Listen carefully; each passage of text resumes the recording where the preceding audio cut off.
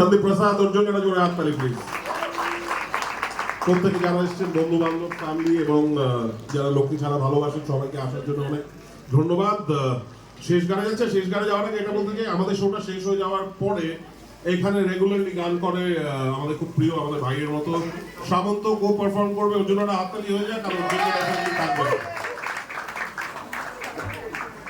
আমাদের শেষ গান, সব শোয়ের শেষ গান, আমার আজকের শেষ গান।